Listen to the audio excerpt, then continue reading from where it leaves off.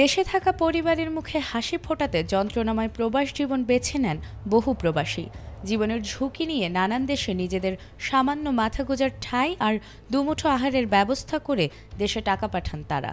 যদিও অনেক সময় নানা জটিলতায় দেশে শূন্য হাতে ফিরতে হয় তাদের, আর তাতে দিন দিন যেন ভোগান্তি বাড়ছে মালয়েশিয়া, সৌদি আরব সহ বিভিন্ন দেশে অবস্থানরত এসব ভুক্তভোগী প্রবাসীদের।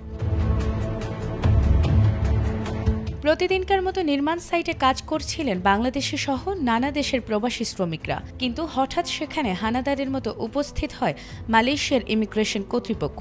এ সময় প্রয়োজনীয় কাগজপত্র না দেখাতে পারায় তাদের চোখে অবৈধ হন এসব অভিবাসীরা, আর তাতে আটক করা হয়েছে বহু অভিবাসীকে, আর তাদের মধ্যে সবচেয়ে বেশি রয়েছেন বাংলাদেশিরা।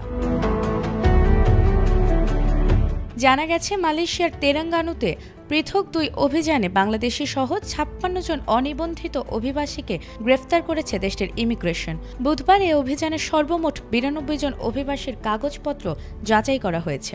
এদের মধ্যে ৪২ জনের ভিসা ও ডকুমেন্টেশন বিভিন্ন ধরনের অনিয়ম পাওয়া গেছে।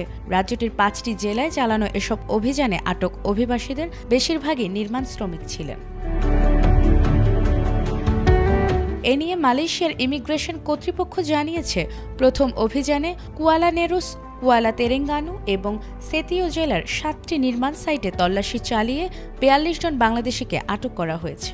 এছাড়াও পরবর্তীতে কুয়ালা তেরেঙ্গানু, মারাং ও দুঙ্গুন জেলার আরও ১০টি স্থানে দ্বিতীয় দফায় অভিযানে আটক হয়েছেন আরও ১৪ জন। সব মিলিয়ে দুই অভিযানে আটক ৫৬ জনের মধ্যে ৪৭ জন বাংলাদেশি এবং বাকিদের মধ্যে ইন্দোনেশিয়ার ৫ জন, থাইল্যান্ডের ৩ জন ও মিয়ানমারের ১ জন রয়েছেন বলে জানা গেছে। কর্তৃপক্ষ জানিয়েছে, দেশটির ইমিগ্রেশন আইন অনুযায়ী বৈধ কাগজপত্র না থাকা, ভিসার মেয়াদ উত্তীর্ণ এবং পারমিটের শর্ত লঙ্ঘনের অভিযোগে তাদের গ্রেফতার করা হয়েছে। পরবর্তী আইনি ব্যবস্থা গ্রহণের জন্য আটকদের আজিল ইমিগ্রেশন ডিপোতে পাঠানো হয়েছে। এছাড়াও এমন অভিযান অব্যাহত থাকবে বলে জানিয়েছেন তারা। Desk report, ATN Bangla.